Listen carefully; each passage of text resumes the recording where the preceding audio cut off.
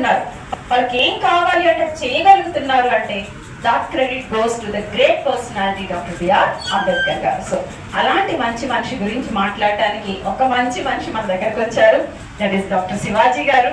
So దీని వెనక I think మన అజయ్ బాబు గారు చాలా he might have done a lot of hard work in spite of his health also. Recently he underwent some surgery. Even then he is struggling. He is working for the welfare of the department and to conduct the activities of Department of History. So I congratulate the Department of History in charge Prakasham Garu and the faculty members for taking up the responsibility in conducting such events. So I wish you all the best and have a bright future. Respected Principal Madam, Dr. Bhagyalakshmi Garu, and respected Head of the Department History, Dr. Prakasham Garu, and my brother, Dr. Ajay, and Padmanabhan Garu, and Gupta Garu. He is a social activist from Vijayawada. He also attended our session, so I am very happy. Other faculty members and eminent persons who have attended to this talk on Dr. B.R.Ambedkar life, struggles and ideological contestations. A very good morning and a warm welcome to all of you. Everybody thinks that whenever we talk about Dr. B.R.Ambedkar, immediately it strikes to our mind that he have given the reservations to the Dalits. The other thing comes to our mind that he belongs to the Dalit community and worked for the upliftment of Dalit community.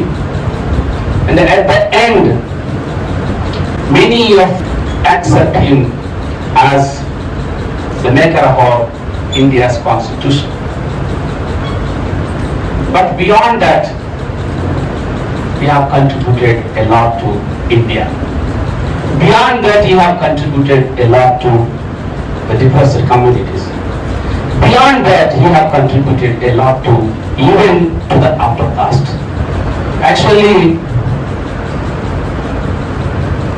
April month in every year is an historic month because great people are born in India in this month only. April 5th, Dr. Vijayawada, who have reached heights in doing politics.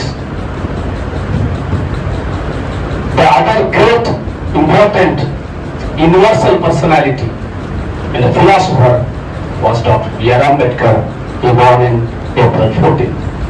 That's what this month is very, very important in the history of India. Actually, this seminar need to be conducted on April 14th, but because everybody will be busy celebrating Dr. B.R.Ambedkar annual birthday, so that's what Ajay Anna, he decided this date. Dr. B.R.Ambedkar was a revolutionary social reformer, and he was a strong advocate of the democracy. He was also a prominent universal humanist, and he was a philosopher, social scientist, and he was also an accomplished lawyer. He has studied barrister in London. It was only possible to the upper caste and bourgeoisie community people only. But he made it possible to study the lawyer course or a barrister course from London. And then he was also a freedom fighter. He was a professor, author, and member of various committees. Before independence, he was a member of various committees, and even after independence also, he was the member of various committees that as a member he have contributed a lot to the Indian subcontinent. And then additionally, he was also a distinguished historian, a sociologist, an anthropologist, and foremost, I'm telling to all the girls that he was the first feminist from India. Before him, no one have raised their voice in protecting the rights of the woman. The only one personality who have raised voice to protect the rights of women was Dr. B.R.Ambedkar. He was the first law minister during colonial time in the Viceroy's Council. And he was also a labor minister and then law minister after independence itself. So that's what, and after independence, he also became a member in the drafting committee, and after that he became the chairman of the drafting committee. And the entire burden of drafting of great Indian constitution, he took on his shoulders and completed the task successfully. So now, let us classify in detail about Dr. B.R.Ambedkar in 4 phases. One is about his life, the other one his involvement in the social reform movements before independence and after independence, and how he engaged in the political movements that also need to be, that is also one of the important phases that need to be remembered and need to be discussed. And at the end, the phase of philosophy, Ambedkar philosophy, where that philosophy itself only became a spirit and soul for the entire Indian subcontinent. And at the end, let us try to discuss about his contestations with other ideologies and his contestations with the other personalities. Let me tell you, the last quarter of the 19th century was very, very crucial period in our Indian history. In that period, you see that India was subjugated, was under the control of colonial masters. It was subjected to exploitation. Our resources have been exploited. Physical resources, material resources, and power, everything have been exploited. And when you look into the society was a caste-ridden society. The society graded into different sects. And one sect or one section or one structure used to enjoy the power dominance on the other section. And one section kept as a subordinate section or subordinate caste below the one dominant caste. Like this, you see, it is unending. That's what Dr. B.R.Ambedkar said. It's a graded inferiority on one side and graded superiority on the other side could be seen in this structure of the society. There is no ending at the upper level and there is no ending at the down level also. Everywhere, inferiority and superiority, dominance and subordination. These are only the core principles that have driven the Indian society. At this moment, or in these conditions, that Ambedkar birth have been taken place in 1891. And his ancestors belongs to the Konkan region. They migrated to the Madhya Pradesh. Now, the place name is Mau, and he belongs to the community Mahar. That Mahar community belongs to the untouchable community. So being born in untouchable community, he have faced from childhood onwards lots of discrimination. He did not know at that time what kind of society is it? He did not know what kind of the way how the discrimination have been effectively working on these untouchable communities. But with his spirit, he was having a spirited mindset. With that spirited mindset, he joined in school, he joined in the college. He believed in gaining the knowledge. He believed in that the knowledge can do anything. He believed that the knowledge can do wonders in the world. That's what he studied. In his school days, he was discriminated. He kept away from his classmates. He sat outside the class. He have not allowed to mix up with classmates. This kind of inhuman caste discrimination he have faced from his childhood onwards. Then he was joined in Bombay and Eastern College. Then he continued his higher education. Then and there he got an opportunity to go to abroad. That B.R.Ambedkar Maharaj, he had given some scholarship. He went to Columbia University, and after that he studied in London School of Economics. These two are very, very prominent and important academic institutions in the world at that time, even today also. Everybody feels pride to study in that universities. So in the conditions, having lots of disadvantages to study, in that conditions, lots of hurdles need to be faced. With all these things, he achieved his goal. You see, nowadays it is very difficult. Now you are studying in SRR college. Think about the universities, think about the corporate universities, think about the well-reputed universities, think about the IITs. To join in IITs, to join in central universities, it's very difficult task for us because we are having some kind of rural background setup.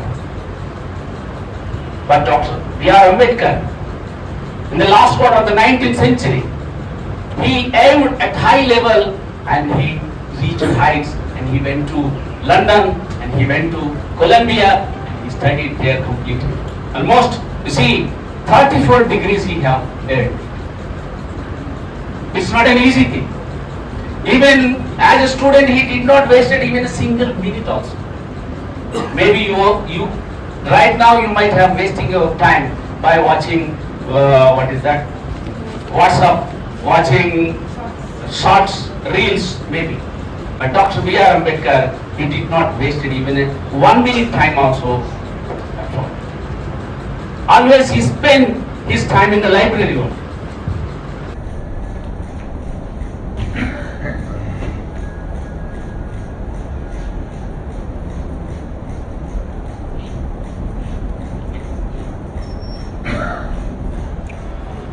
Actually, Ramesh Garu is an industrialist and he is a businessman and he is a well-wisher of Dalit communities, and he is also a believer in Ambedkar, Dr. B.R.Ambedkar ideology. So especially he belongs to my place, and I have given a special invitation. Even Dr. Ajay and also we had a discussion that we need to invite that important prominent person as a guest to this seminar lecture. So that's what we are very thankful to sir for coming over here and gracing this occasion and listening my lecture also. Thank you very much, sir. Ramesh Garu is a renowned business personality, and he also has a service-oriented motto. He is spending a lot of money in my village to serve to the poor people, helping to the poor people. That's what he connected with us with that Dr. B.R.Ambedkar ideology. That's what, since he is also staying in Vijayawada, he came from Hyderabad. So, great respect to you, sir.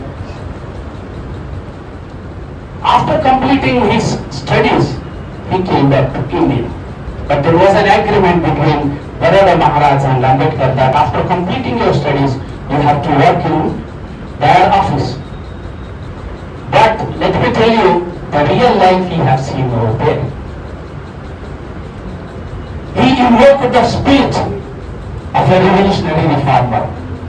Then what happened? He started a movement called he started a movement in 1927 called as a Mahat Satyagraha. This is the second phase in his life. After completing his education, what happened? He wanted to settle down in his life as a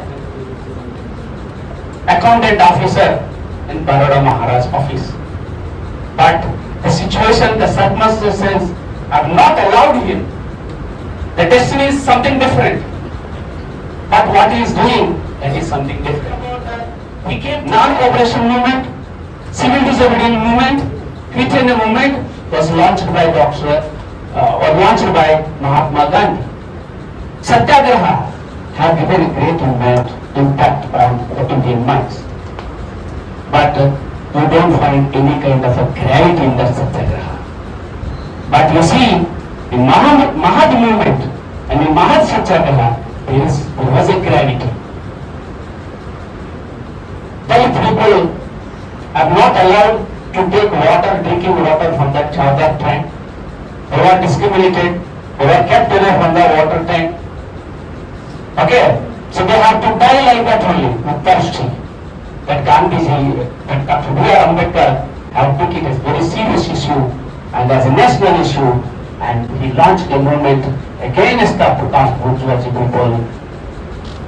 This was a very, very important movement in Ambedkar's life. That movement has been carried forward. Another important movement that burning of Manusmriti. Manusmriti is the scriptural, authoritative scripture for the Indian caste system, where it allows that I told you, graded inferiority and graded superiority. So this was a sanctity, a book called Manusmriti, where the Indians, upper caste people believed in Manusmriti and enjoy the rights which was claimed in that Manusmriti. So that's what Ambedkar thought that Manusmriti sanctity need to be burned out. That's what he called a movement called Burning Manusmriti in 1927. This was another important social movement that has been launched by Dr. B.R.Ambedkar. And another important thing, Kalaram Mandir Satyagraha. At Kalaram Mandir, it was there in Nasik, Maharashtra, and there in that temple, the Dalits are not allowed, restricting the Dalits not to enter into the temples. So then he launched a movement entering into the Kalaram temple. You can see that Kalaram temple is one of the prestigious and the great and famous Lord Krishna temple. But he launched a movement and he broke in the chains and the restrictions imposed by Manusmriti. This was another important social reform and revolutionary movement that has been taken place by Dr. B.R.Ambedkar. And after that, another important philosophical work came from the mindset of the Dr. B.R.Ambedkar. We have written a book called Annihilation of Caste. Right now, even till today also, that annihilation of caste is one of the important small booklet, maybe a small booklet, but it is creating ripples in India's upper caste minds. Those who believe in Manusmriti, those who believe in upper caste domination, those who believe in Brahminic culture, those who believe in social hierarchy. So you see that in their minds, it is creating a terror, even today also. Why? Because it is questioning the inequality which is there in our Indian social system. This annihilation of caste is questioning the inequality, questioning the discrimination, and questioning the inhuman practices, and questioning the superstitious, and questioning the unscientific, unethical things which have been prevailed in our Indian social system. That is what annihilation of caste. Actually, that product it was a half shot of the Arya Samaj. They believed in equality. They denounced the discrimination. Okay. They also want to give some space to the Dalits into the mainstream society. As a part of doing that kind of level fielding activity, they invited Dr. B.R.Ambedkar to do his speech and this Jatpat Product Mandal in 1936. I have also gone through Mahatma Jyotirao Phule's book, Gulamgiri. Unboasted, this is the refined version of that Gulamgiri book. That's what Dr. B.R.Ambedkar announced himself. He was the strong follower of Mahatma Jyotirao Phule. This is what the annihilation of caste. His struggles in the politics. So in Indian politics, let me tell you, so far we have studied about Mahatma Gandhi and his political negotiations with the colonial masters. Mahatma Gandhi, his movements launched in fighting against the colonial masters. And Mahatma Gandhi, we also have studied about Satyagraha, and we also have a great admiration about his concept ahimsa. Parallelly, the other line of history also have been going, went on from the first quarter of the 19th century. Yes, usually in 1909, that Minto Marley reforms were. That according to the Minto Marley reforms, they wanted to do some benefits by changing that India's government act. But in 1919, another important thing have taken place in Indian history, that was the Simon Commission visit to India. That Simon Commission, they visited to India to know the real problems of India. Dr. B.R.Ambedkar also went to the Simon Commission, submitted his representation on behalf of Dalit problems, on behalf of minority problems, on behalf of women problems.